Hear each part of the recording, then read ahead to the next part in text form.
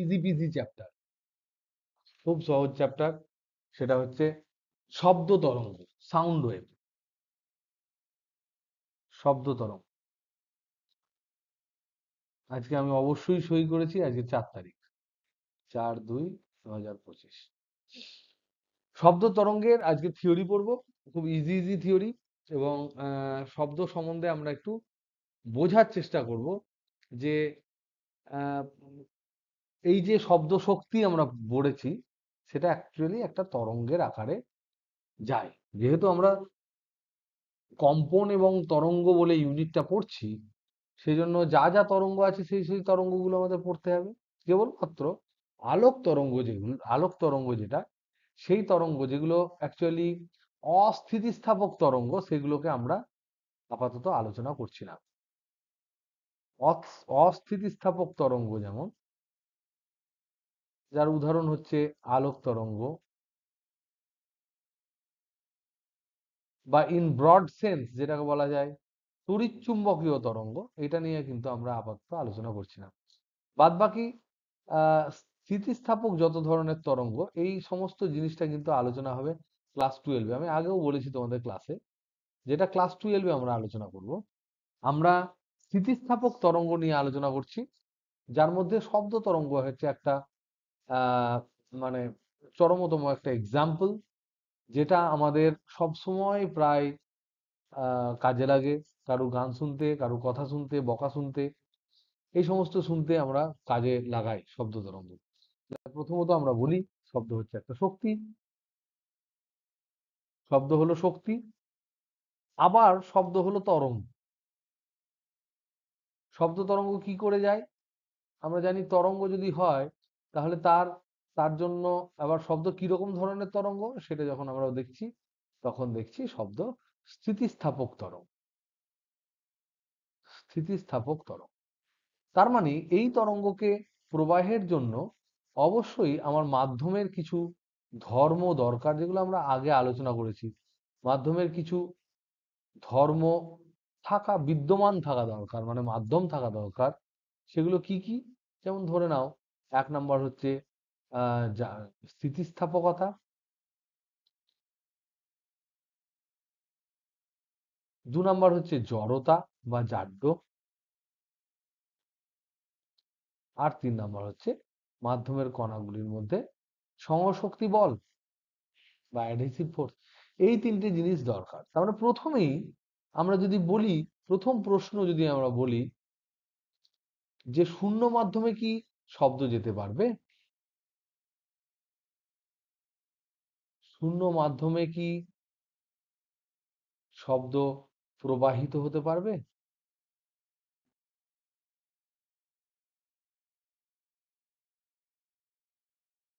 তাহলে তার অ্যান্সার কি হবে? কেউ বলতে পারবে?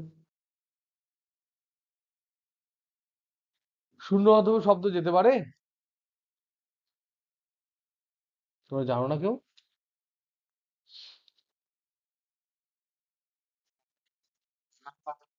পারবে না যেতে। তার কারণ হচ্ছে মাধ্যমের এই প্রপার্টি গুলো তো দরকার, সেগুলো শূন্য মাধ্যম হলে তো মাধ্যমই নেই। তার মানে এই সমস্ত কোন রকম কোনো মানে ব্যাপার নেই। সুতরাং স্থিতিস্থাপক তরঙ্গ কোনোভাবেই যেতে পারবে না। তার মানে কারণটা তোমরা লিখে নিও। কারণটা এর মাঝে মাঝে প্রশ্নে পড়ে যায়, কারণটা তোমরা জানো, এটা তোমরা লিখে নিও, এটা হোমওয়ার্ক। ওকে, ইজি ইজি হোমওয়ার্ক, সেই জন্য হোমওয়ার্কটা দিচ্ছি। এবার এই যে শব্দ তরঙ্গ, এটা আমরা প্রথমত জানি, এগুলো বৈশিষ্ট্য যদি আমরা শব্দ তরঙ্গের বৈশিষ্ট্য যদি আলোচনা করি, তাহলে প্রথম বৈশিষ্ট্য হচ্ছে এটা হচ্ছে স্থিতিস্থাপক তরঙ্গ, যেটা আমরা এক্ষুনি আলোচনা করলাম, স্থিতিস্থাপক তরঙ্গ। 2 নম্বর হচ্ছে এটা হচ্ছে অনুদৈর্ঘ্য তরঙ্গ। অনুদৈর্ঘ্য তরঙ্গ মানে কি? যেদিক বরাবর শব্দ যায়, এই যে মাধ্যমের কণাগুলো সেই দিক বরাবরই কাঁপে। কি হয়? আমি যখন জোরে কোথাও আওয়াজ করছি, সেই জায়গাটা ঘনীভবন হয়ে যায়, ঘন হয়ে যায়। পাশেরটা লঘু থাকে। এবার এই ঘনটা যখন ঘন হয়ে যাচ্ছে, তখন স্থিতিস্থাপকতার জন্য এরা এদিকে বাহ্যিক একটা বল প্রয়োগ করবে। বল প্রয়োগ করলে পরবর্তীকালে এইটা ফাঁকা হয়ে যাবে, পাশেরটা এরকম ঘন হয়ে যাবে, তারপরে এটা ফাঁকা হবে, ঘন হবে। এইভাবে ঘনীভবন তনুভবনের মাধ্যমে কণাগুলো এইদিক কাঁপবে, এদিক কাঁপবে, আর তার সাথে সাথে তরঙ্গও কিন্তু ঠিক একই ডাইরেকশনে যাবে। একই ডাইরেকশনে যেহেতু যায়, তাই এটাকে বলা হয় অনুদৈর্ঘ্য তরঙ্গ। এবার যেহেতু এটা অনুদৈর্ঘ্য তরঙ্গ, তার জন্য মনে রাখবো আমরা আমরা আগের দিন পড়ছিলাম যে যে কোনো তরঙ্গের একটা মাধ্যম থেকে যখন অন্য মাধ্যমে পড়ে, তখন তরঙ্গের অনেকগুলো বৈশিষ্ট্য হয়। যেমন ধরে নাও প্রতিফলন, প্রতিসরণ, বিচ্ছুরণ, শোষণ, অপবর্তন, সমবর্তন, তারপর তোমার ব্যতিচার, এগুলো সব নানা রকম জিনিস আলোচনা করেছিলাম, যেগুলো আমরা বেশিরভাগই ক্লাস 12-এ আলোচনা করব। কিন্তু তার মধ্যে একটা স্পেশাল আমি সেন্টেন্স লিখেছিলাম যে তির্যক তরঙ্গের ক্ষেত্রে এমন একটা প্রপার্টি বিদ্যমান যেটা অনুদৈর্ঘ্য তরঙ্গের ক্ষেত্রে নেই। সেটা কি? কোন ধর্মটা অনুদৈর্ঘ্য তরঙ্গের ক্ষেত্রে নেই? এবং সমবর্তন, ভেরি পোলারাইজেশন। তো এই ক্ষেত্রে হচ্ছে সমবর্তন নেই, সমবর্তন ধর্ম নেই। কি জিনিস জানার আপাতত দরকার নেই, আমরা পরে ক্লাস 12-এ এই জিনিস নিয়ে আমরা ডিটেলস আলোচনা করব। সুতরাং বেশি আমরা কিছু কিছু জিনিস প্রথমত আমাদের সবকিছু একসাথে জানার কোনো প্রয়োজন নেই। আমরা ধীরে ধীরে স্টেপ ওয়াইজ যখন 11-12 কমপ্লিট হয়ে যাবে, তখন আমরা everything will be known to us. সুতরাং কোনো চাপ নিয়ে কোনো লাভ নেই, কিন্তু মনে রেখো কখনো কখনো শর্ট কোশ্চেনে ফেলে দেয় যে সমবর্তন কোন ধরনের তরঙ্গের আছে, কোন ধরনের তরঙ্গের নেই, এই ধর্মটা কে দেখায় কে দেখায় না। নেই বলাটা ঠিক নয়, বলতে হবে যে সমবর্তন ধর্ম দেখায় না, দেখায় না, শব্দ তরঙ্গ সমবর্তন দেখায় না। এবার হচ্ছে শব্দের কম্পাঙ্ক। এটা নিয়ে আমরা একটা বিশাল বিশাল আলোচনা কেন করি? কারণ হচ্ছে এটা ইম্পর্টেন্ট, প্র্যাকটিক্যালি ইম্পর্টেন্ট। আমরা জানি শব্দের বেগ যদি ভি হয়, এটা যদি বেগ হয়, তরঙ্গের বেগটা যদি ভি হয়, শব্দ তরঙ্গের বেগ যদি ভি হয়, এটা সমান হয় এন ইন্টু ল্যামডা, যেখানে এন হচ্ছে কম্পাঙ্ক আর ল্যামডা হচ্ছে তরঙ্গ দৈর্ঘ্য। তাহলে এক্ষেত্রে তরঙ্গ দৈর্ঘ্য কাকে বলবো, সেটা আমাদের কি চিনতে হবে। তাহলে শব্দ তরঙ্গের ক্ষেত্রে তরঙ্গ দৈর্ঘ্য কি? এক্ষেত্রে তো কণা উপর দিকে নিচের দিকে নামছে না, দেখতে এরকম হচ্ছে না, কই এরকম তো হচ্ছে না যে আমি এখান থেকে এইটুকু তরঙ্গ দৈর্ঘ্য বলবো। তাহলে এক্ষেত্রে তরঙ্গ দৈর্ঘ্য কনসেপ্টটা আসছে কি করে, সেটা আমাদের জানা দরকার। তারপর আমরা যাব কম্পাঙ্কে। তাহলে তরঙ্গ দৈর্ঘ্য শব্দের প্রবাহের সময় সময় তরঙ্গ দৈর্ঘ্য, এই কনসেপ্টটা কি, তরঙ্গ দৈর্ঘ্য কি, এটা যদি জিজ্ঞেস করে কেউ বলতে পারবে শব্দের ক্ষেত্রে তরঙ্গ দৈর্ঘ্যটা কি? দেখো আমরা খুব ছোট ছোট জিনিস জানবো, তোমরা এগুলো হয়তো সবই জানো।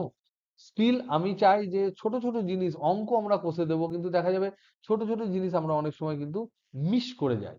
সেগুলো আমরা চাই যে আমরা মিস করবো না, তাতে আমাদের যত দেরি লাগবে দেরি লাগুক, বাট আমরা যেটা শিখবো সেটা কংক্রিটলি শিখবো। শব্দ তরঙ্গের তরঙ্গ দৈর্ঘ্য বলতে কি বোঝায়, সেটা হচ্ছে এটা তরঙ্গ, তাহলে নিশ্চয়ই একটা তরঙ্গ দৈর্ঘ্য আছে। তাহলে এটা বলতে পারবে কেউ? প্রিয়ন্তনকে যদি জিজ্ঞাসা করি, প্রিয়ন্তন কি তোমার কি আওয়াজ আজকে হবে না?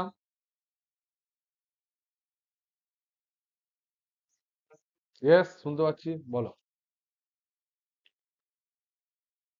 শব্দ, তাহলে এতদিন ভাবিসনি?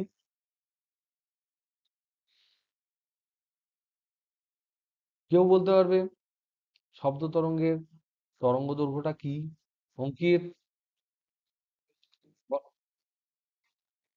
একক সময়ে যে দৈর্ঘ্যটা যায়, এটা খুব বুদ্ধিমানের অ্যান্সার হয়ে গেল। একক সময়ে ঠিক নয়, একক সময়ে ঠিক নয়,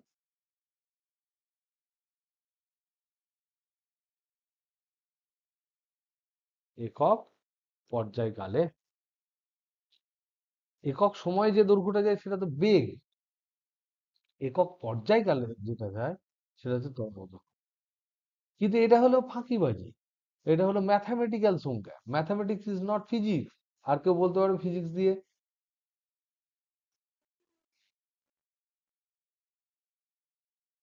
ঘনীভবন আর তনুভবনের মধ্যে যে দূরত্ব, সেটাকে কি বলা হবে?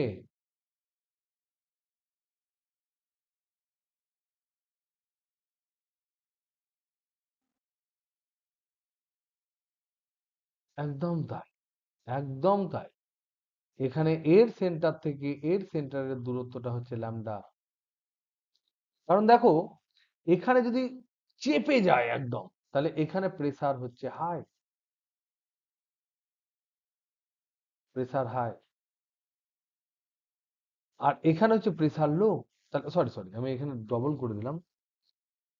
সরি, এখান টু এখানের ডিস্টেন্স, এখানে প্রেসার লো, এখানে এখানে আবার লো। তার মানে আমি এখানে এখানে প্রেসার হাই।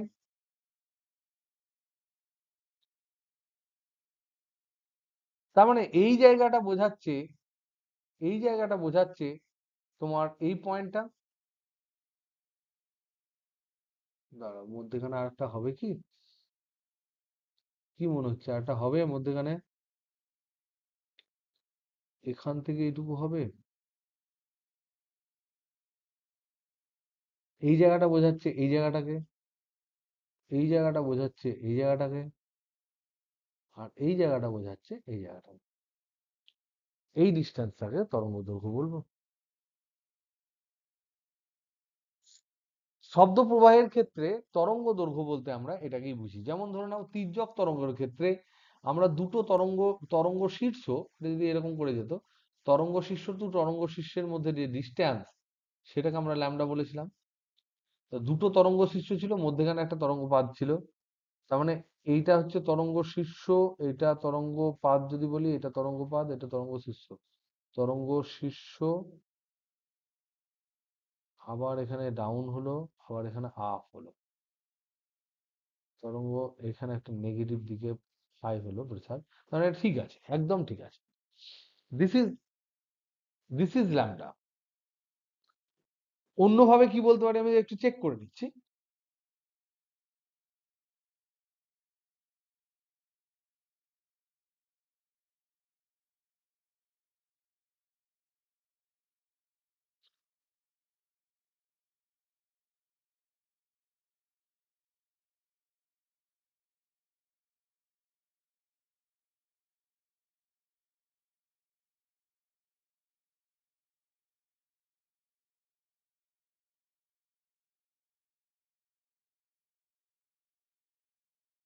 দেখে নি, whether we have done right or wrong, এইটা আমরা পেলাম একটা গুগল থেকে। দেখো, এইটা হচ্ছে ঘনীভবন। তাহলে ঘনীভবনে এটা যে গ্রাফটা এঁকেছে, এই গ্রাফটা এঁকেছে প্রেসারের, চাপের গ্রাফ এঁকেছে। চাপ, চাপটাকে এঁকেছে পি, প্রেসার। যেখানে ঘন হবে সেখানে চাপ ম্যাক্সিমাম হবে, যেখানে খুব লঘু হয়ে যাবে তখন তো চাপ মিনিমাম নেগেটিভ হয়ে যাবে। ও হো মাই গড, একটা আমার যে নর্মাল প্রেসার তার তুলনায় তো এটা negative pressure. So this is negative pressure, normal প্রেসারের তুলনায় কম, তার মানে নেগেটিভ প্রেসার। সেখানেই আমি গন্ডগোল করে ফেলেছি। আর এইটা হচ্ছে আবার প্রেসার বেশি, তার মানে পজিটিভ প্রেসার। তার মানে এইটা এখান থেকে এতটা পর্যন্ত আমার হচ্ছে ওয়েভলেংথ ল্যামডা, তার মানে এখান থেকে এর সেন্টার থেকে এর সেন্টার। তার মানে দেবাঙ্গনা, ইউ আর রাইট, যে দুটি ঘনীভবন এবং দুটি তনুভবনের মধ্যবর্তী দূরত্ব, এইখান থেকে এটা, এইটা হচ্ছে তরঙ্গ দৈর্ঘ্য আমাদের, এইটা হচ্ছে তরঙ্গ দৈর্ঘ্য। কারণ what ever I have ড্রন was incorrect, ভুল ছিল। তাহলে প্রিভিয়াস পেজের যে ড্রয়িং, দ্যাট ওয়াজ গন্ডগোল, ওটা আমাদের ভুল ছিল, রং ছিল। আমি কেন রং করেছি, কেন ভুল করেছি, সেটা তোমাদের বুঝতে হবে। সেটা হচ্ছে আমার গন্ডগোল হয়ে গেছিল, সেটা হচ্ছে যখন রেয়ার ফ্যাকশন হচ্ছে, তনুভবন যখন হচ্ছে, তনীভবন যখন হচ্ছে, তো ঘনীভবন তনুভবন যখন হচ্ছে, তখন বেসিক্যালি প্রেসারটা তো কমে যাচ্ছে রে বাবা। যেমন নর্মাল প্রেসার হওয়া দরকার তার থেকে তো কমে যাচ্ছে, তার মানে ওটা তো নেগেটিভ। ওই জায়গাটায় আমি বুঝতে ভুল করেছি। সুতরাং আমরা দেখলাম যে শব্দের ক্ষেত্রে তরঙ্গ দৈর্ঘ্য বলতে বোঝায় যে শব্দত্ব ঘনীভবন দুটি পাশাপাশি ঘনীভবনের সেন্টারের মধ্যবর্তী দূরত্ব, বা দুটি পাশাপাশি তনুভবন যেখানে হয়েছে তাদের কেন্দ্রবিন্দুর মধ্যে দূরত্ব। Got it? এখানে এটাও দিয়েছে, দেখো এর পরের পেজে আমরা বলি, এখান থেকে আমরা এটাও বুঝতে পারছি যে এইখান থেকে এটা হচ্ছে সোর্স, এটা হচ্ছে সোর্স বা সনক, যেখান থেকে শব্দ তৈরি হচ্ছে। আর এই পুরো জিনিসটা হচ্ছে মাধ্যম, এইটা হচ্ছে তোমার জড় মাধ্যম। এই মাধ্যমটা বাতাস হতে পারে, এই মাধ্যমটা কোনো একটা সলিড হতে পারে, এই মাধ্যমটা গ্যাস হতে পারে। যেই সাউন্ডটা করছে তখন একটা লেয়ারে প্রেসার হচ্ছে, এই লেয়ারটা ফাঁকা যাচ্ছে, এই করতে করতে করতে করতে করতে করতে কিন্তু একটা বেগে শব্দ আমাদের এখানে পৌঁছাচ্ছে। এটা হচ্ছে কান, তার মানে আমি বলবো এটা শ্রোতা বা অবজারভার। ঠিক? তাহলে এখান থেকে আমরা প্রমাণ করলাম যে শব্দ হচ্ছে অনুদৈর্ঘ্য তরঙ্গ। আর এই যে গ্রাফটা দিয়েছে, এটা প্রেসারের গ্রাফ, প্রেসার, বা এটাকে আমরা অণু ঘনত্বর গ্রাফ বলতে পারি। কটা গ্যাস অণু রয়েছে তাদের ঘনত্ব, তার সাথে সাথে দূরত্বের সাথে সাথে এর গ্রাফটা এখানে দিয়েছি। এই গ্রাফটাই কিন্তু এইটা দিয়েছে, ওকে।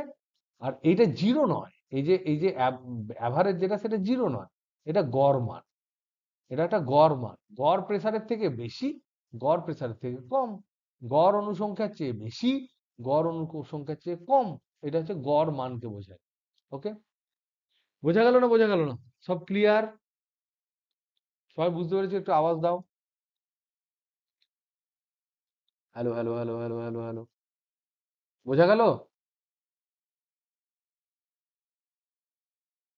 কিরে, একটু আওয়াজ দে। না বোঝা গেলে বলো, আমি আরেকবার বলে দেবো, কিন্তু বুঝতে পারছো কি? Hello hello.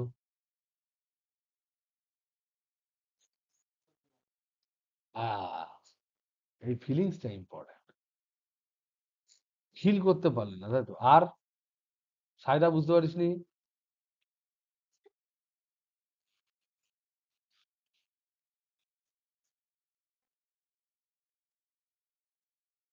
ওটাকে তুলনা করছে। এটা তরঙ্গ শীর্ষ নয়, প্রেসার তরঙ্গ, চাপ তরঙ্গ যদি আমি বলি, তাহলে তার শীর্ষ এটা। আর এটা হচ্ছে তরঙ্গপাত। চাপের ক্ষেত্রে চাপটা এখানে কম, এখানে চাপটা বেশি।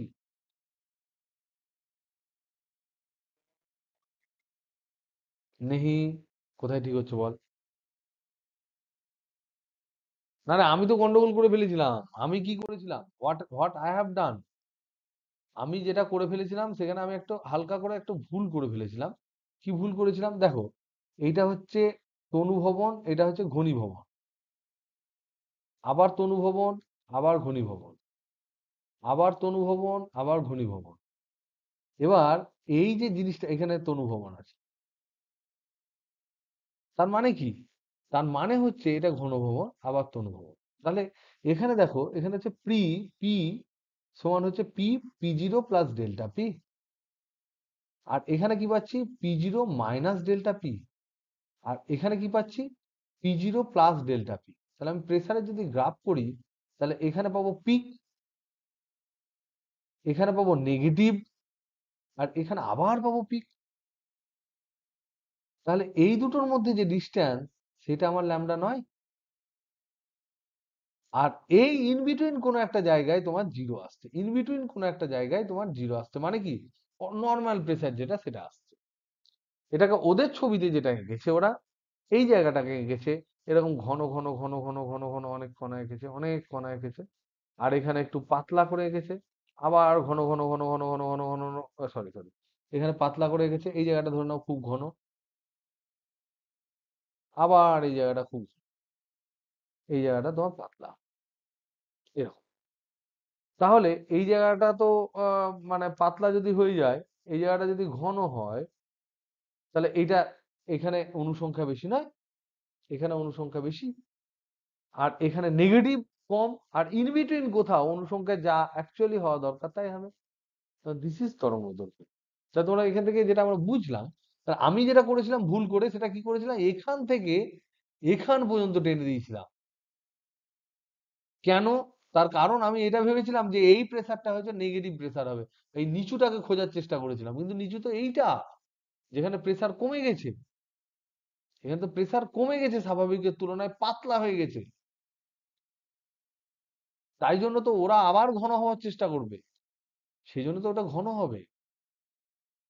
দুক্ষেত্রেই স্থিতিস্থাপকতা কাজে লাগবে। যেখানে ঘন হয়ে আছে সেখানেও স্থিতিস্থাপকতা কাজে লাগবে, যেখানে লঘু হয়ে আছে সেখানেও স্থিতিস্থাপকতা কাজে লাগবে। তার মানে এটা হচ্ছে ইম্পর্টেন্ট, এটা হচ্ছে কারেক্ট ফল। তাহলে এখান থেকে অ্যান্সারটা কি পেলাম, তোমরা একবার নিজেরা ঘরে ভেবে নিও, তবে আমরা বুঝবো যে অ্যান্সার, বুঝতে পেরেছো তো? অ্যান্সার হচ্ছে দুটি পর পর অ্যাডজাসেন্ট, অ্যাডজাসেন্ট মানে একদম পাশাপাশি, পর পর, দুটি পর পর ঘনীভবন, আচ্ছা ঠিকই লিখছিলাম, ঘনীভবন বা তনুভবনের কেন্দ্রের মধ্যবর্তী দূরত্ব, এটা হচ্ছে আমার ল্যামডা। ওকে, তার তরঙ্গ সম্বন্ধে আমরা বুঝলাম। এবার আমরা বোঝার চেষ্টা করব কম্পাঙ্ক সম্বন্ধে।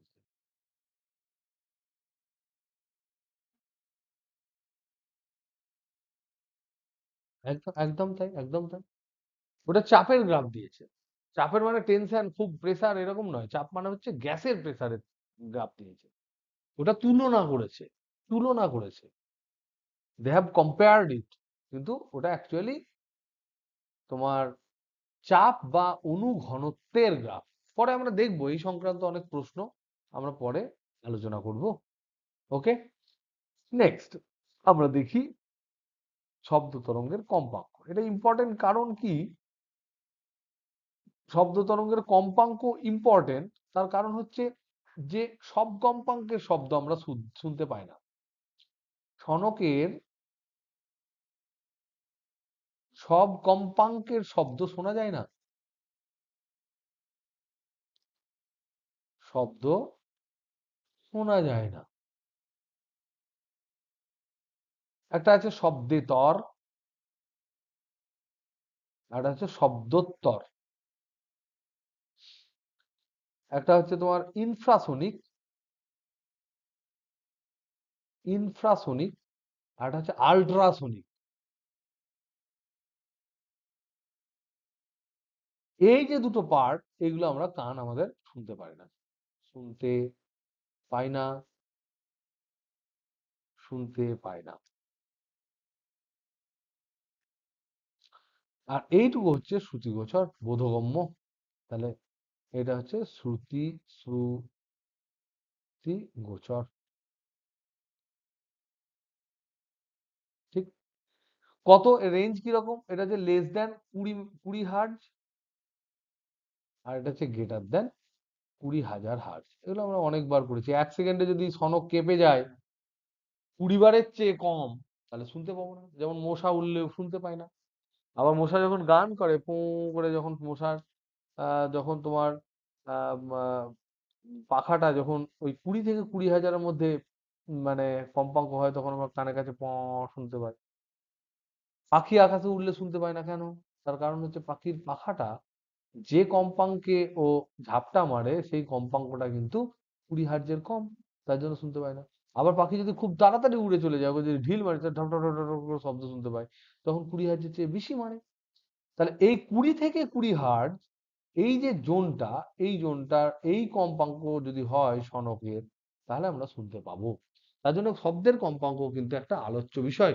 ওকে, তাহলে আমরা যে এই যে আল্ট্রাসোনোগ্রাফি করি, ইউএসজি করি, পেটে পাথর পড়েছে কিনা এই সমস্ত জানার জন্য পেটে যে ইউএসজি করা হয়, সেটা কিন্তু এই সাউন্ডটা দিয়ে করা হয়, এই সাউন্ডটা দিয়ে করা হয়, যার কম্পাঙ্ক কিন্তু 20,000-এর চেয়েও বেশি।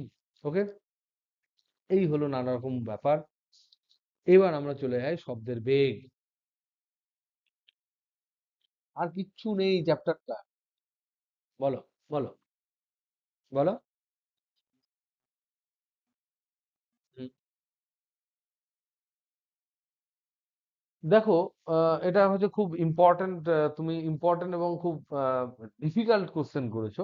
যেমন ধরে নাও, যারা কথা বলতে পারে না, বলতে পারে না বা শুনতে পারে না, শুনতে পায় না, তাদের ক্ষেত্রে অনেক ধরনের প্রবলেম হতে পারে। তাদের অনেক ক্ষেত্রে প্রবলেম হতে পারে। তাদের ধরে নাও আহ, মানে তাদের যে কথা বলতে পারার যে ব্যাপারটা, সেটা হতে পারে যে আমাদের যে যে তোমার আহ তারগুলো আছে, ভোকাল কর্ড গুলো আছে, তাদের সেভাবে সুসজ্জিত নয়, বা তারা কোনোদিন ভোকাল কর্ড নেই ঠিক করে, এক নাম্বার হতে পারে। বা থাকলেও তাদের ব্রেন সেই ভোকাল কর্ড গুলো সেই কম্পাঙ্কের মধ্যে কম্পন করার মতো শিক্ষা দিতে তাদেরকে পারছে না। শুনতে পায় না মানে এরকম হতে পারে যে তাদের যে পর্দাটা আমাদের আছে ওখানে, যে তোমার তরুণাস্থিগুলো আছে, অস্থিগুলো আছে, ছোট ছোট অস্থিগুলো আছে, সেই সমস্ত আহ অস্থিগুলো বা পর্দাগুলো ঠিকঠাক অ্যাক্টিভেটেড নয়, ঠিকঠাক নেই, বা ঠিকঠাক থাকলেও সেখানকার স্নায়ু ব্রেনে গিয়ে সেটাকে অ্যাক্টিভেট করতে পারছে না। বা তারা হয়তো অন্য কম্পাঙ্কের কথা বলছে, যে কম্পাঙ্কটা আমাদের রেঞ্জের মধ্যে পড়ছে না। So it can be anything.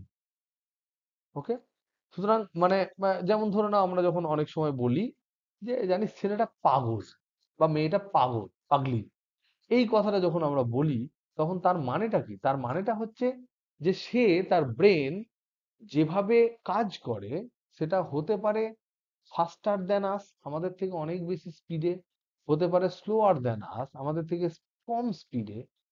তার ভাবনা চিন্তার সাথে আমাদের কম্পাঙ্ক ম্যাচ করে না।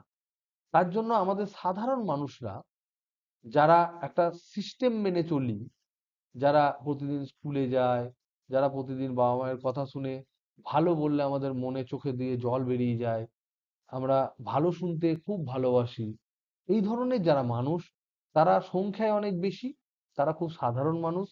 তাই অসাধারণ যারা লোক, তাদের সাথে তারা কানেক্ট করতে পারে না বলে তাদেরকে পাগল বলে। আইনস্টাইনকেও লোকে পাগল বলতো। আইনস্টাইনের থিওরি অফ রিলেটিভিটি যখন দিয়েছিল তখন আরো বড় পাগল বলেছে।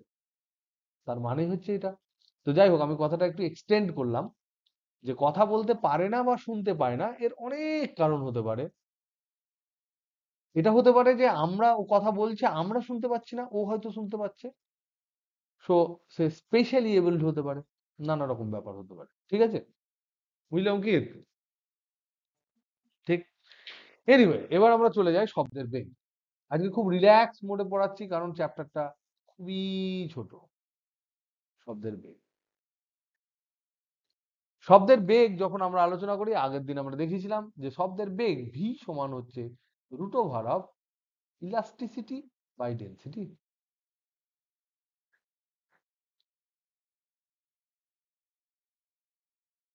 এটা হচ্ছে শব্দের বেগ। এবার আমরা যদি দেখি যে প্র্যাকটিক্যালি যদি আমরা দেখি, প্র্যাকটিক্যালি তো দেখা যায় যে ধরে নাও একটা লোহার লম্বা পাইপ আছে, লোহার প্রায় ধরে নাও বিরাট লম্বা পাইপ, লোহার পাইপ ধরে নাও প্রায় 5 কিলোমিটার লম্বা, কথার কথা। তো এই পাশে একজন যদি ঠং করে একটা আওয়াজ করে, এখানে ধরো হাতুড়ি দিয়ে যদি ঠোকা হয়, হাতুড়ি দিয়ে যদি ঠোকা যদি হয়, আর এখানে যদি কান পাতা হয়, দেখা যায় যে লোহার মধ্যে দিয়ে শব্দটা অনেক আগে চলে আসছে, পরে এই বাতাসের মধ্যে দিয়ে শব্দ আসছে। তো আমরা শব্দটা দুবার শুনতে পাই, একটা লোহার মধ্যে দিয়ে আসা শব্দ, আর একটা শুনতে পাই বাতাসের মধ্যে দিয়ে আসা শব্দ। বাতাসের মধ্যে দিয়ে আসা শব্দটা অনেক দেরিতে আসে। মানে এখানে আমরা বলতে পারি যে বাতাসে শব্দের বেগ কিন্তু কম লোহাতে শব্দের বেগের তুলনায়। আবার তোমরা কোনোদিন করেছো কিনা জানি না, জলে পুকুরে কেউ সাঁতার কেটেছো কিনা জানি না, পুকুরে যদি তুমি কোনো আওয়াজ করো, ধরে নাও দুই দিকে দুই বন্ধু পুকুরের মধ্যে এরকম ডুবে সাঁতার কাটছে, বসে আছে সাঁতার কাটছে, গল্প করছে, খোশ গল্প করছে, তাহলে সেক্ষেত্রে এখানে যদি আমি নিজে ছোটবেলায় দেখেছি যে পাথর দিয়ে ঠোকা, পাথর দিয়ে ঠুকতে বলতাম, পাথর দুটো পাথর ঠোকা, পাথর ঠুকলে ঠুকলে কুইক শোনা যায়, ভেরি কুইক, মনে হয় যেন পাশেই ঠুকছে, একদম মনে হয় পাশে ঢুকছে। ঠিক তার উপরে উঠে, এই জাস্ট উপরে উঠে যদি পাথর ঠোকে, অনেক দেরিতে শব্দ আসে। এখানে যদি পাথর ঠোকে, দুজনেই যদি উপরে উঠে আসে, তাহলে এখানে যে টাইমটা লাগে সেটা যদি T1 হয়, এখানে যদি T2 হয়, তাহলে T2 is very less than T1।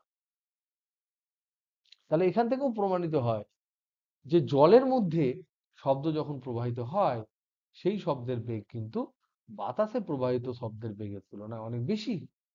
কারণ কি? তার কারণ হচ্ছে ইলাস্টিসিটিটা অনেক গুণে বেড়ে যায় যখন আমরা বাতাস থেকে জলে যাব। বাতাস থেকে জলে গেলে ডেনসিটিটাও জলের বেড়ে যায়, কিন্তু ইলাস্টিসিটিটা তার থেকে আরো অনেক গুণে বেড়ে যায়। তার জন্য প্রায় 3 গুণ 4 গুণ বেগ হয়ে যায়। তাহলে ভি সলিড যদি আমি বলি, তাহলে সেক্ষেত্রে আমরা আগের দিন লিখছিলাম ইলাস্টিক মডিউলাস। ইলাস্টিসিটি মানে হচ্ছে ইলাস্টিক মডিউলাস। মডিউলাস মানে হচ্ছে স্থিতিস্থাপক গুণাঙ্ক। তাহলে সলিডের ক্ষেত্রে গুণাঙ্ক হচ্ছে Y Young modulus by rho. আবার ভি লিকুইড যদি আমি বলি, তাহলে এটা হচ্ছে বাল্ক মডিউলাস বাই রো। আবার ভি এয়ার যদি বলি বা গ্যাস যদি বলি, তাহলে সেক্ষেত্রেও হচ্ছে বাল্ক মডিউলাস বাই রো। তো দেখা যায় যে লিকুইডের ক্ষেত্রে এইটা অনেক গুণ বেশি, অনেক গুণ বেশি। আর এটার তুলনায় এটা বেশ কিছুটা বেশি, বেশ কিছুটা বেশি। এটা হালকা বেশি, ডেনসিটিটা হালকা বেশি, আর এই ডেনসিটিটা বেশ বেশি, বেশ বেশি। তাহলে শব্দের ক্ষেত্রে নিচের দিকটা যদি আমি গ্যাস থেকে লিকুইডে যাই, তাহলে ডেনসিটিটা লিকুইডের অনেকটাই বেশি, প্রায় 1000 গুণ, 4000 গুণ, 10,000 গুণ, 15,000 গুণ, 20,000 গুণ বেশি হলেও সেক্ষেত্রে দেখা যায় যে বাল্ক মডিউলাস বা তোমার আয়তন বিকৃতি গুণাঙ্ক গ্যাসের ক্ষেত্রে যে ভ্যালুটা হয়, লিকুইডের ক্ষেত্রে কিন্তু অনেক বেশি। কেন অনেক বেশি? কেন অনেক বেশি? তাহলে একটু দেখার চেষ্টা করি বাল্ক মডিউলাসটা কিরকম দেখতে। তাহলে phi bulk modulus of liquid is much higher than that of a gas। কেন বেশি? তো তোমরা বলো তো দেখি, আয়তন বিকৃতি গুণাঙ্ক বাল্ক মডিউলাসের ফর্মুলা কি? শোনো বল, বাল্ক, বলো বলো বল। V delta P delta V, আর এখানে একটা মাইনাস দেবো, মাইনাস দেবো। কেন মাইনাস দেবো বলো তো দেখি? যদি আমি প্রেসার দিই তাহলে ভলিউম কমবে, হ্যাঁ কি না? তাহলে এবার বলো যে আমি প্রেসার দিলাম, ডেল্টা পি দিলাম, এক্সট্রা প্রেসার ডেল্টা পি দিলাম, এক্সট্রা প্রেসার আমি ডেল্টা পি দিলাম। তাহলে বলো তো দেখি, ডেল্টা ভি এটা ধরলাম লিকুইড, আর এটা ধরলাম গ্যাস। বিজিত বলো তো দেখি, আয়তনের পরিবর্তন একই চাপ দিলে আয়তনের পরিবর্তন গ্যাসের ক্ষেত্রে বেশি হবে না লিকুইডের ক্ষেত্রে বেশি হবে? আমি চাপ দিলাম, তাহলে আয়তনের পরিবর্তনটা গ্যাসের ক্ষেত্রে বেশি হবে না লিকুইডের ক্ষেত্রে বেশি হবে?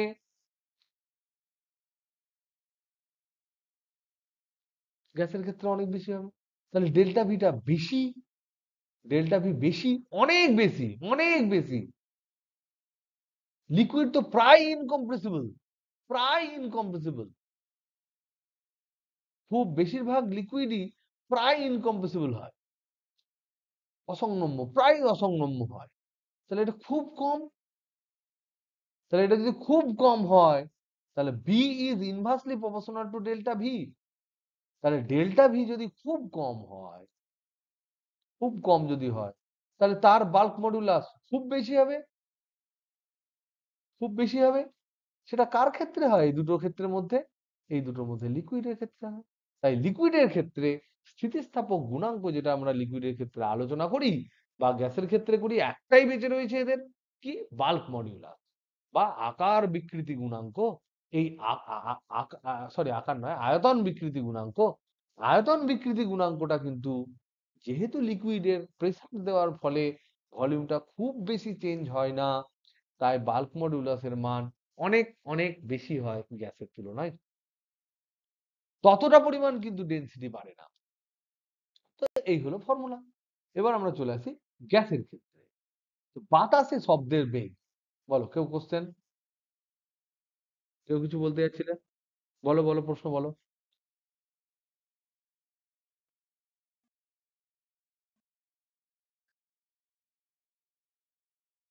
হুম, সেটা তো আলাদা জিনিস। সেটা হচ্ছে কতটা প্রতিফলন হবে। Very good question. প্রশ্ন হচ্ছে, কোনো প্রশ্নই কিন্তু খারাপ নয়, this is very good question. বলছে জলের মধ্যে, এটা ধরে নাও একটা পুকুর, পুকুরে ধরে নাও দুজন মিলে ঝগড়া করলো, তাহলে বাইরের লোক কি শুনতে পাবে? এটা ধর পুকুর, এখানে একটা শব্দ তৈরি হলো, কোথাও কেউ ঠুকে দিয়েছে, এইখানে যদি কেউ বসে থাকে সে শুনতে পায় না। তার কারণ কি? শুনতে পায় ঠিকই, হয়তো ততটাও শুনতে পায় না। বা জলের যদি একটু নিচে মাছ খলবল করে তাহলে শুনতে পাও, একটু নিচে যদি মাছ খলবল করে শুনতে পাও, হ্যাঁ কি না? খুব নিচে করলে কিন্তু শুনতে পাবে না।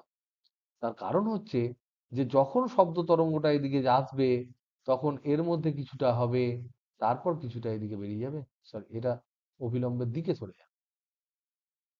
এই অ্যাঙ্গেলটা যদি আই হয়, অ্যাঙ্গেলটা যদি আর হয়, তাহলে আর ইজ লেস দ্যান আই, কারণ এখানে বেগ বেশি, এখানে বেগ বেশি। তাহলে এইটা হচ্ছে লঘু মাধ্যম। শব্দর ক্ষেত্রে লঘু মাধ্যম হচ্ছে জল, আর এটা হচ্ছে ঘন মাধ্যম, বাতাস হচ্ছে ঘন মাধ্যম, কারণ বেগ কম, সেই জন্য এ অভিলম্বের দিকে সরে যাবে। এরকম করে যদি এখানে কান আমি পেতে রাখি তাহলে দেখবো প্রথমত এখানে শোষণ হয়, প্রতিটা স্তরে স্তরে শোষণ হবে, তারপরে এখানে প্রতিফলন হবে, প্রতিফলন হবে, তারপর কিছুটা প্রতিশ্রিত হবে। তো এটার পরিমাণ কম হয় বলে আমরা কম শুনতে পাই। প্রশ্ন কি ছিল? যে জলের মধ্যে হওয়া শব্দ বাতাসে বাইরে শোনা, পুকুরের মধ্যে, পুকুরের মধ্যে হওয়া শব্দ বাইরে তেমন শোনা যায় না কেন?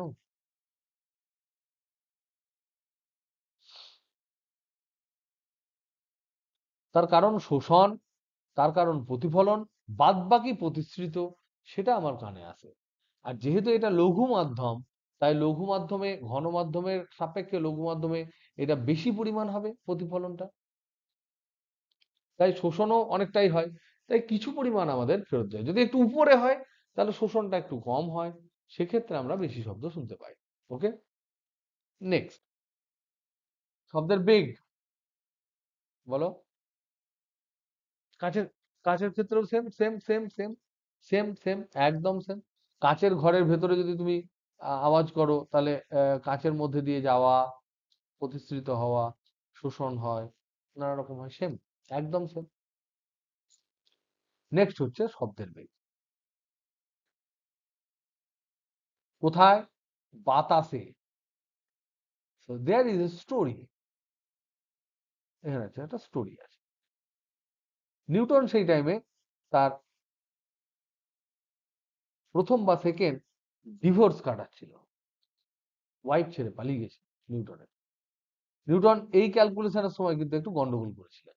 নিউটন বলেছিলেন, ভেবেছিলেন যে এই যে বাতাস যায় তার জন্য যে ঘনীভবন আর তনুভবন, এই যে জিনিসটা হয় সেটা খুব ফাস্ট হয় না, স্লো হয়। তো নিউটন নিউটন তিনি ধরেছিলেন, কি ধরেছিলেন? যে বাতাসে শব্দ যখন প্রবাহিত হয়, যখন প্রবাহিত হয় তখন ঘনীভবন, এটা কিন্তু পরীক্ষায় শিওর, 100% শিওর, এখানে আবার লিখো না যে নিউটনের ডিভোর্স চলছিল, ঠিক আছে, যেটা লিখছি সেগুলো লিখি। নিউটন মনে করেছিলেন যে বাতাসে শব্দ যখন প্রবাহিত হয় তখন ঘনীভবন এবং তনুভবন, এই যে প্রসেসটা, এই প্রসেসটা স্লোলি হয়, ধীরে ধীরে হয়, যার ফলে যার ফলে মাধ্যমে উষ্ণতার কোনো পরিবর্তন হয় না। উষ্ণতার কোনো পরিবর্তন হয় না, কোনো সব জায়গায় সমান উষ্ণতা, তারতম্য হয় না, তারতম্য হয় না উষ্ণতা, অল অল পজিশনে উষ্ণতা সেম। তাহলে সব জায়গায় যদি উষ্ণতা সেম হয় তাহলে সেই প্রসেসটাকে কি বলা হয়? তাহলে সব, একদম তাই। তাহলে শব্দ প্রবাহের যে পদ্ধতি সেটাকে তিনি বললেন সমষ্ণ প্রক্রিয়া। সমষ্ণ প্রক্রিয়া, দ্যাট ওয়াজ রং। এটা হচ্ছে একটা রং অ্যাজাম্পশন। উনি যে অ্যাজাম্পশনটা ধরেছিলেন পরে দেখা গেছে সেটা কিন্তু ভুল হয়। ল্যাপলাস সেটাকে কারেক্ট করে। তো কি গন্ডগোল হয়েছিল সেটা আমরা যদি দেখি তাহলে আমরা জানি যে সমষ্ণ প্রক্রিয়া আমরা এখন পড়ে ফেলেছি সব। সমষ্ণ প্রক্রিয়া হচ্ছে পিভি ইকুয়াল টু ধ্রুবক, এবং তার জন্য আমরা যদি ক্যালকুলেট করি বি সমান minus minus V DP by dV, যদি আমরা ক্যালকুলেট করি তাহলে আমরা দেখতে পাই এটা পি হয়। এটা হোমওয়ার্ক নাম্বার 2। আমরা দেখি এটা পি হয়। এটা আমরা থার্মোডাইনামিক্স পড়ার সময় অনেকবার পড়েছি। পিভি সমষ্ণ প্রক্রিয়ার লেখ কি হয়, কার ক্ষেত্রে লেখের নতি কি হয়, এগুলো আমরা পড়েছি। এটা করে দেখো, না করতে পারলে আমি করে দেবো। তাহলে বেগটা তাহলে ভি সাউন্ড যেটা হবে এয়ার এ, that will be equal to root over of P by rho. তো তিনি এই ভ্যালুগুলো বসিয়ে রেখেছেন। পি আর রো এর ভ্যালু 76 সেন্টিমিটার পারস্তম্ভের চাপ, বাতাসের ডেন্সিটি হচ্ছে 0.00183 গ্রাম পার সিসি, যেমন হয় তোমার কতটা হয় এটা দেখে নিও বই থেকে। তো এইগুলো করে তুমি দেখলেন 280 মিটার পার সেকেন্ড হচ্ছে। সো দ্যাট ওয়াজ রং। এটা ছিল রং। অ্যাকচুয়ালি বাতাসের বেগ হচ্ছে 320-র কাছাকাছি। তো এই যে তিনার যে অ্যাজাম্পশনটা গন্ডগোল ছিল সেটা কারেকশন করলেন কে? কারেকশন ওয়াজ ডান, সংশোধন করা হলো। সংশোধন করলেন কে? বিজ্ঞানী ল্যাপলাস। মনে রেখো, তখনকার যুগে যারা বিজ্ঞান করতো তারা বিজ্ঞান করার জন্য খুব বেশি যে টাকা পেত তা কিন্তু নয়। তারা বিজ্ঞান না করতে পারলে তাদের দম আটকে যেত বলে বিজ্ঞান করতো। তার জন্য তখনকার বিজ্ঞানীরা তুলনামূলকভাবে অনেক অনেক অনেক বেশি দক্ষ ছিলেন। এবং তারা শুধুমাত্র বিজ্ঞানের ম্যাথামেটিক্স পারি, কেমিস্ট্রি পারি না, ভূগোল পারি, ইতিহাস পারি না, ওরকম নয়। They are all they are all in one. Laplace যিনি ম্যাথামেটিক্সের প্রচুর বড় বড় কাজ করেছেন, তিনি কিন্তু ফিজিক্সের প্রচুর বড় বড় কাজ করেছেন। ওকে, তিনি বললেন, ল্যাপলাস বললেন যে না, ভুল হচ্ছে অন্য জায়গায়। তিনি অ্যাজাম্পশন করলেন, ধরলেন যে ইট ওয়াজ আ ফাস্ট প্রসেস। শব্দ প্রবাহের শব্দ প্রবাহের সময় এই যে ঘনীভবন আর তনুভবন হয়,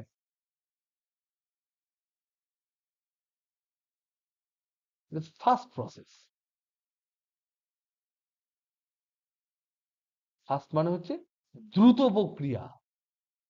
এত দ্রুত প্রক্রিয়া যে মাধ্যম মাধ্যম হিটটাকে বাইরে বার করার কোনো স্কোপ পায় না। এটা এতটাই দ্রুত যে মাধ্যমের তাপ বাইরে নিয়ে যেতে বা বা বাইরে থেকে মাধ্যমে ঢোকার কোনো চান্স পায় না।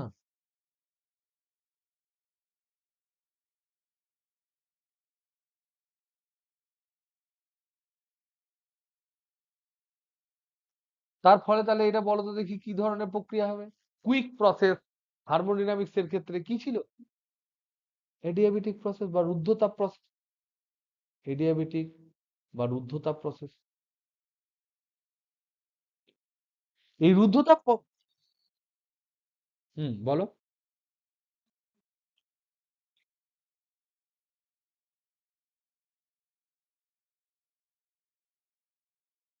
না, ইম্প্যাক্ট তরঙ্গ দৈর্ঘ্যে পড়ে না। ব্যাপারটা উনি ভেবেছিলেন যে যে যে নিউটন বেশিরভাগ ক্ষেত্রে আলো টালো নিয়ে আলোচনা করতো, যেখানে বেগটা কত ছিল, 3 × 10⁸ বিশাল স্পিড, সেখানে হঠাৎ করে তিনি নেমে গেলেন। আমার মানে এটা আমার ব্যক্তিগত মতামত, এরকম কোনোভাবে ভেবো না যে নিউটনের ভুল হলো বা ঠিক হলো। প্রথম কোনো জিনিস করা মানে হচ্ছে সেটা বিরাট ডিফিকাল্ট, ফার্স্ট ধরা। তো নিউটনের ক্ষেত্রে নিউটনের লাইটে তো বিশাল কন্ট্রিবিউশন আছে। তো উনি অনেকটা টাইম ওখানে কাটিয়েছেন, সেখানে স্পিডটা হচ্ছে অফ দ্য অর্ডার অফ 10⁸ যখন তিনি আসতেন 320, মানে এটা আমার ব্যক্তিগত ফিলিংস, মিটার পার সেকেন্ড যখন দেখছেন স্লো, এত স্লো যাচ্ছে, আহ, ওরকম তিনি হয়তো ভেবে ফেলেছিলেন ক্যাজুয়ালি, মেবি। তো আহ, কিন্তু তার মানে এই নয়। কম্পাঙ্ক মানে কি? কম্পাঙ্ক মানে পার সেকেন্ডে ধরে নাও যদি 100 বার হয়, তাহলে 100 বার কিন্তু ঘনীভবন তনুভবন হয়েছে। তো it is really A fast process. শব্দ যাওয়ার পদ্ধতিটা কিন্তু বেশ ফাস্ট। তো তার জন্য কম্পাঙ্কের পরিবর্তন হয় যখন বেগ পরিবর্তন হয়, যখন তোমার তীক্ষ্ণতার পরিবর্তন হয়। যেমন ধরো না, লতা মঙ্গেশকর যে গানগুলো গাইতেন, সেখানে কানে একদম পুরো তীক্ষ্ণ ভাবে বাজে। তার মানে উনি সব থেকে হাই পিচে গান করেন, হাই ফ্রিকোয়েন্সি তার গলা বেরোয়। শ্রেয়া ঘোষালের গলা হচ্ছে তুলনামূলক লতা মঙ্গেশকরের থেকে একটু কম হলেও বেশ হাই পিচের গলা। তো এই ধরনের হাই পিচের যারা গলা করেন তাদের ক্ষেত্রে কম্পাঙ্ক বেশি। তো শব্দের সাথে কম্পাঙ্ক, স্পিড, এগুলো সবকিছুই কিন্তু নির্ভরশীল। সেটা ভ্যারি করতে পারে, but overall the process is very fast. সামগ্রিকভাবে এই যে পদ্ধতিটা, এটা কিন্তু বেশ তাড়াতাড়ি হয়। যার ফলে মাধ্যম যে ঘনীভবন এবং তনুভবন হচ্ছে, সে চান্সই পায় না তার হিটটাকে বাইরে বার করার, এতটা তাড়াতাড়ি হয়, বুঝতেই পারে না। তাহলে এই প্রসেসটা হচ্ছে রুদ্ধতাপ পদ্ধতি। তার মানে কি? এবার রুদ্ধতাপ পদ্ধতির ক্ষেত্রে সমীকরণ কি বলো? T V to the power gamma equal to ধ্রুবক। তাহলে এর ক্ষেত্রে বাল্ক মডিউলাস বা আয়তন বিকৃতি গুণাঙ্ক, যেটা, যেটাকে ইংরেজিতে আমরা বলছি বাল্ক মডিউলাস, বি সমান হচ্ছে minus V DP by DV, and that will be equal to gamma into p. এটা prove it. So this is the third homework. এগুলো আমরা যেহেতু আগে করেছি, তাই জন্য আমি এখন এগুলো নিয়ে ফালতু ফালতু টাইম ওয়েস্ট করতে চাইছি না। তো এবার এখানে তিনি ভ্যালু বসালেন, তাহলে V sound in air, in air তিনি যখন বসাবেন তখন এখানে বসাবেন √গামা p/ρ। তাহলে এবার গামা মানে হচ্ছে সিপি/সিভি। এটা মোটামুটি বাতাসের ক্ষেত্রে কিরকম ভ্যালু হয় তারা দেখে বলছি। মোটামুটি 1.4 এর কাছাকাছি হবে, হয়তো 1.41 এর ক্ষেত্রে হয়। এটা মোটামুটি 1.41 হয় এয়ারের ক্ষেত্রে। এটা যেই বসাবে 1.4, তার রুট মানে √2 গুণ বেড়ে যাবে। তাহলে সঙ্গে সঙ্গে এটা 332.5 মিটার পার সেকেন্ড হয়ে যাবে। তো ল্যাপলাস ওয়াজ কারেক্ট। এই এই ক্যালকুলেশন করার জন্য ল্যাপলাসকে আমরা খুব মনে রাখি। ওকে, এবার আমরা দেখি কি কি বিষয়ের উপর শব্দের বেগ নির্ভর করে। কি কি বিষয়ের উপর, এগুলো তোমরা পড়েছো স্টিল, এটা হচ্ছে রিপিট চ্যাপ্টার শব্দের বেগ। কিন্তু তোমার ওই ল্যাপলাসের কারেকশন কিন্তু ক্লাস 11 পরীক্ষায় পড়বে শিওর। কি কি বিষয়ের উপর শব্দের বেগ নির্ভর করে। আমরা কি দেখলাম? ফর্মুলা কি? ভি সমান √গামা p/ρ। আবার তার সাথে সাথে আমরা থার্মোডাইনামিক্স পড়েছি। পিভি সমান আমরা পড়েছি 1/3 mn c²। তাহলে এখান থেকে আমরা জানি mn মানে হচ্ছে মোট মাস। তাহলে পি সমান আমি লিখতে পারি ওয়ান থার্ড, এখানে লিখতে পারি এটা টোটাল মাস লিখছি M by V into C square, C bar square. তাহলে দেখো এইটা হচ্ছে রো, এম মানে হচ্ছে মোট ভর, এম ইন্টু এন, এম মানে প্রতিটি অণুর ভর, এন হচ্ছে অণু সংখ্যা। এগুলো মনে আছে কি ভুলে গেছো জানি না আমি। প্রতিটি অণুর ভর, এটা হচ্ছে তোমার অণু সংখ্যা, তাহলে এইটা হচ্ছে মোট ভর, এটা হচ্ছে মোট আয়তন। তাহলে মোট ভর বা মোট আয়তন সমান কি হবে?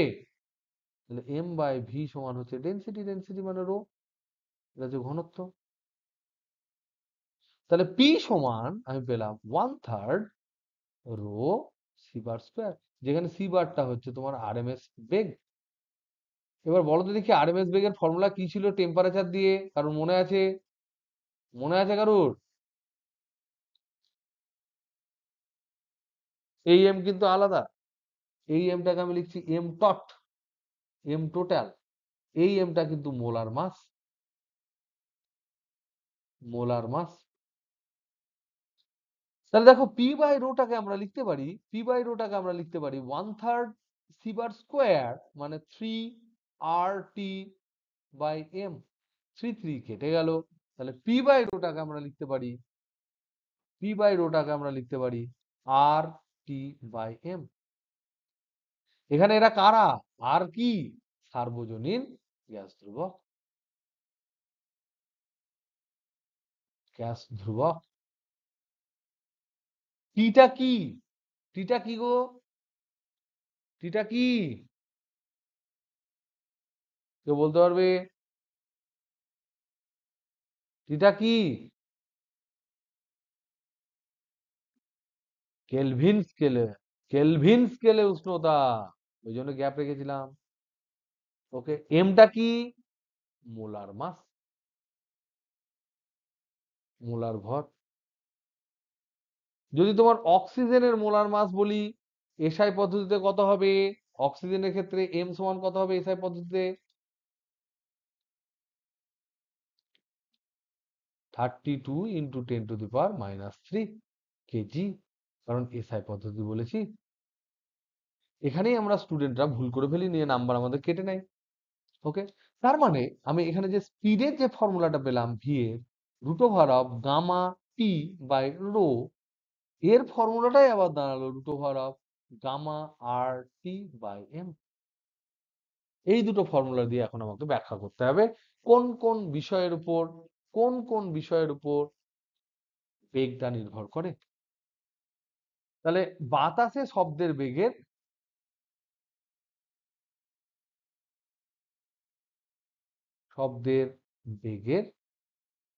নির্ভরশীলতা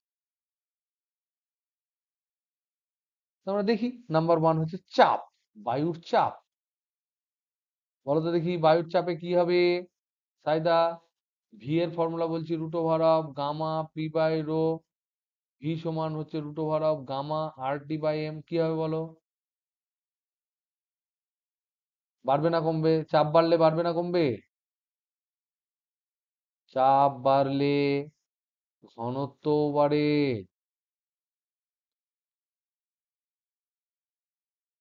P is proportional to rho, তাই পি বাই রো এইটি, এই অনুপাত ধ্রুবক থাকে। কেবলমাত্র এইটাই হচ্ছে ট্রিকি, অনুপাত ধ্রুবক থাকে, তাই চাপের কোনো প্রভাব নাই, তাই বেগ সেম থাকে। তুমি চাপ বাড়াও আর না বাড়াও, তাতে বাতাসের বেগের কোনো চেঞ্জ হয় না। কিন্তু ঘনত্ব, ঘনত্ব যদি বাড়াও তাহলে কিন্তু সেক্ষেত্রে অন্যরকম হবে। ঘনত্ব, ঘনত্বর ক্ষেত্রে কিন্তু ব্যাপারটা আলাদা। তখন V is inversely proportional to 1/√ρ। তাহলে ঘনত্ব যত বাড়ে তত বেগ কমে, আর ঘনত্ব যত কমে তত বেগ বাড়ে। সেই জন্য সেই জন্য যদি আমাদের বৃষ্টি পড়ে, বৃষ্টি পড়লে আগে বলো তো দেখি, বাতাস ঘন হয়ে যায় না লঘু হয়ে যায় প্রিয়ন্তন?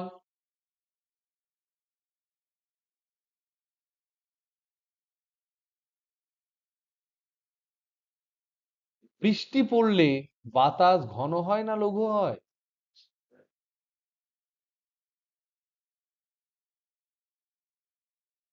কেন গো হঠাৎ?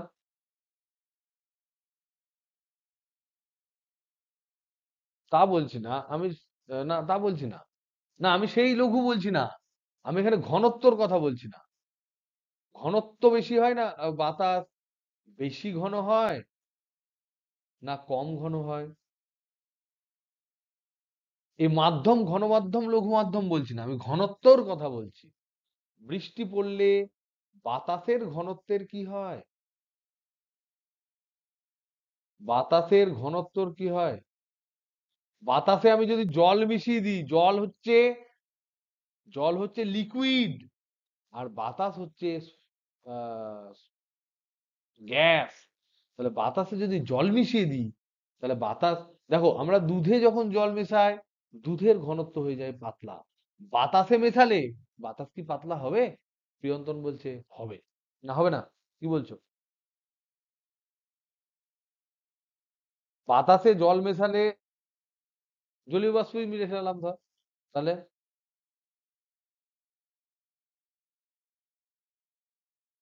হুম, কমবে, অবশ্যই কমবে, অবশ্যই কমবে। তার কারণ আমাদেরকে ভেতরে ঢুকতে হবে। তাহলে আমরা দেখি বাতাসে কি আছে। বাতাসে কি আছে? তুমি যদি বলো দূষণ আছে, তাহলে কিন্তু আমরা অ্যান্সার দেবো না। আমাদের বলতে হবে নাইট্রোজেন আছে কত পার্সেন্ট, মোটামুটি 77%। অক্সিজেন আছে কত পার্সেন্ট, ধরে নাও 20%। বাদ বাকি বাদ দিয়ে দিলাম, বাদ আর দরকার নেই কাউ। তাহলে দেখো নাইট্রোজেনের ক্ষেত্রে আণবিক ভর কত? নাইট্রোজেনের ক্ষেত্রে 28। অক্সিজেনের কত? 32 আণবিক ভর। তাহলে 28 আছে 77%, 20% আছে 32। তাহলে যাই হোক না কেন, এর অ্যাভারেজ, অ্যাভারেজ যদি আমি করি, তাহলে মোটামুটি 28 থেকে 32-এর মধ্যে কিছু একটা পাবো। ধরো 29-30 একটা কিছু পাবো। তাহলে উইদিন 28 টু 32 পাবো। এবার চলে আসি জল বা জলীয় বাষ্প। জল বা জলীয় বাষ্প যদি আমি ধরি, এই জলীয় বাষ্প হচ্ছে H2O। এর আণবিক ভর কত? কত গো?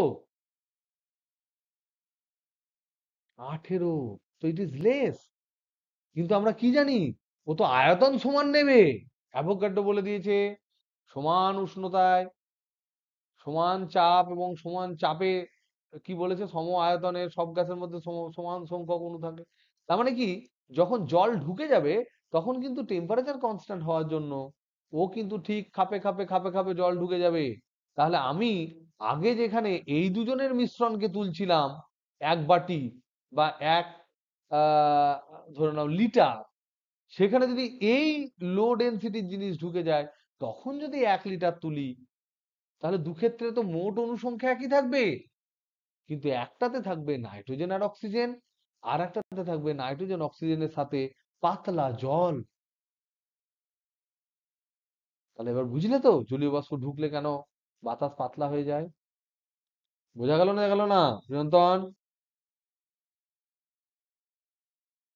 তাহলে নাইট্রোজেন প্লাস অক্সিজেন, এটার 1 লিটার, 1 লিটার।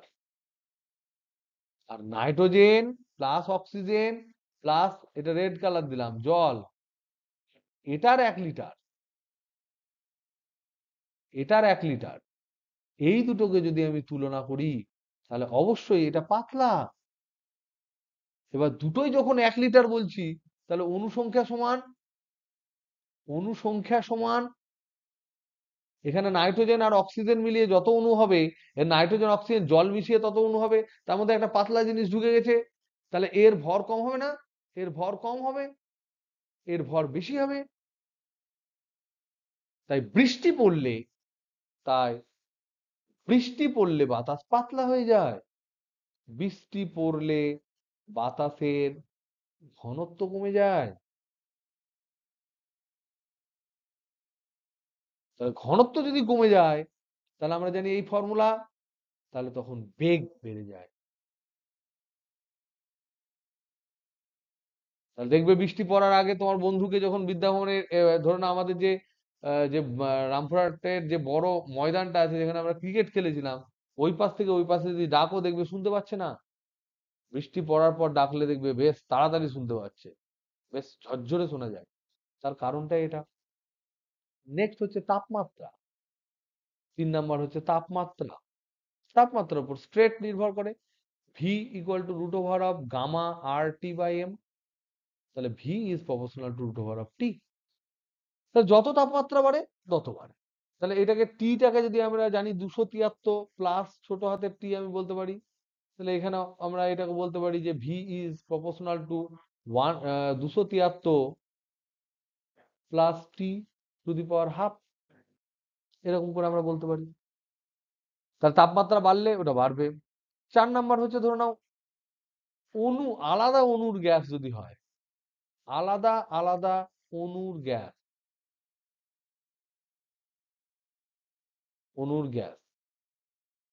কখনো আমি একটা চেম্বারে দিচ্ছি ধরে নাও অক্সিজেন, কোন একটা চেম্বারে দিচ্ছি হাইড্রোজেন, আয়তন একই, তাহলে তাহলে এক্ষেত্রে কি চেঞ্জ হবে? এইটা চেঞ্জ হবে তাপমাত্রা একই হলে।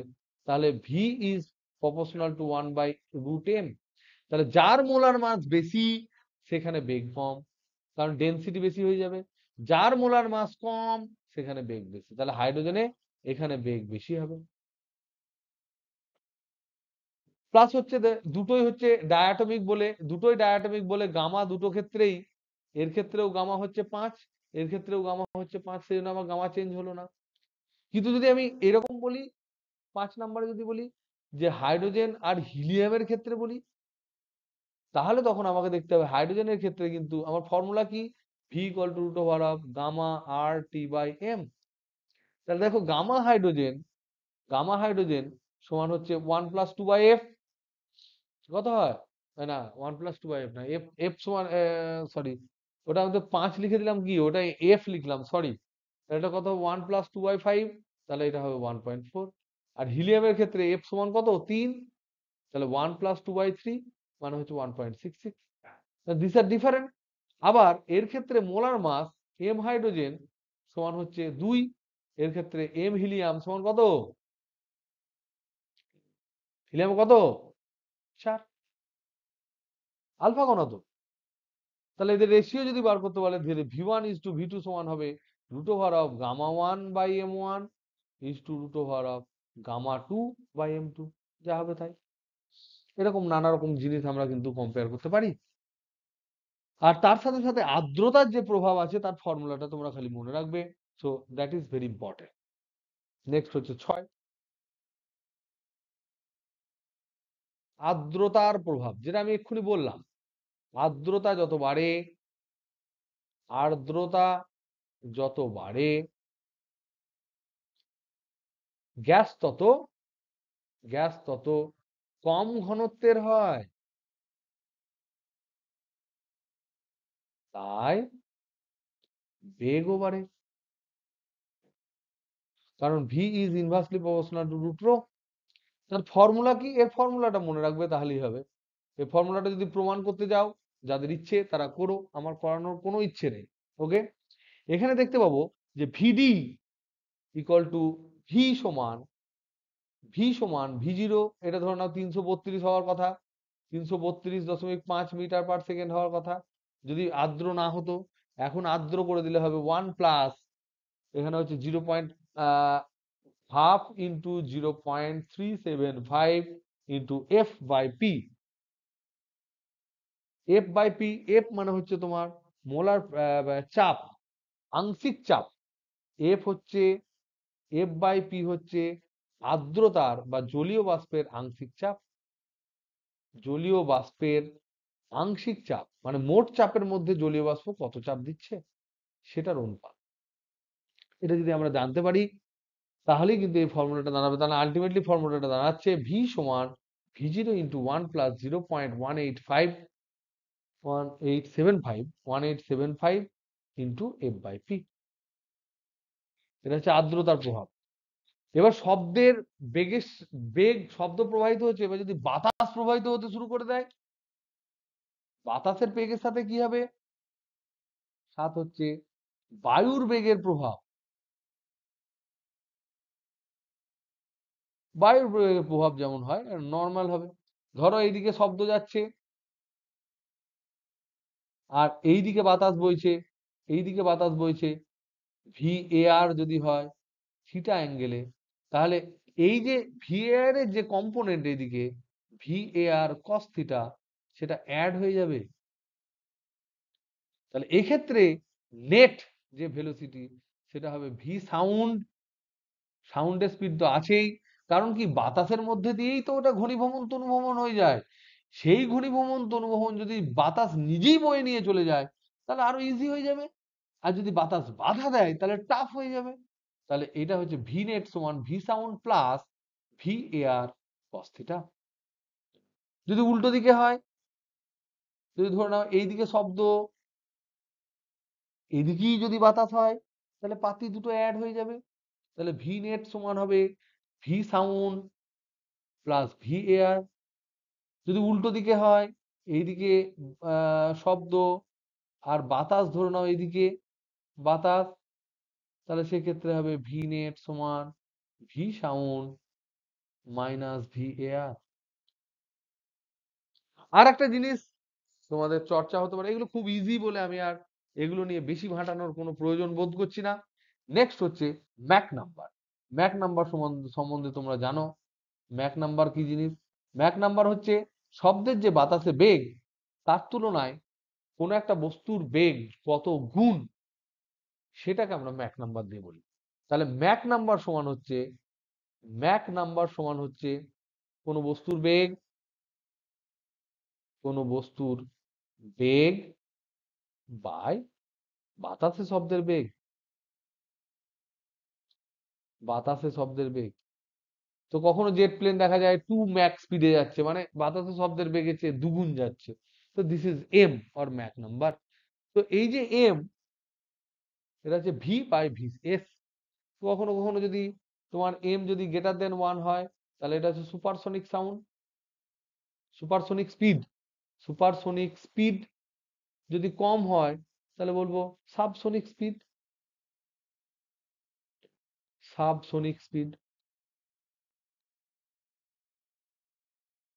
আর যদি সমান হয় তাহলে বলবো সনিক স্পিড, তাহলে এটা বলবো সনিক স্পিড। এই হলো এই চ্যাপ্টার। এখানে তোমরা দেখো বিভিন্ন জিনিস, যেখানে এখানে যে হটস্পটস গুলো দেওয়া আছে, হায়ার থিঙ্কিং স্কিলের কোশ্চেন আছে, আর এখানকার চ্যাপ্টার তোমরা পড়ো। আমি এই উইকেন্ডে যখন যাব, দিস উইকেন্ড, আমি এখানকার অঙ্ক করাবো। স্যাটারডে ঝেড়ে অঙ্ক। ঝেড়ে অঙ্ক মানে এখানকার ঝেড়ে অঙ্ক করার কিছু নেই, 4টে 5টা করে অঙ্ক করালে চ্যাপ্টার শেষ হয়ে যাবে, বাদ বাকি তোমরা ঘরে ট্রাই করবে। তাহলে শুধুমাত্র প্রবলেমস করাবো আমি। কোথাকার? একটা হচ্ছে ট্রাভেলিং ওয়েভস, আগের যে চ্যাপ্টার ট্রাভেলিং ওয়েভস, আর 2 নাম্বার হচ্ছে তোমার কি বলে সাউন্ড ওয়েভ।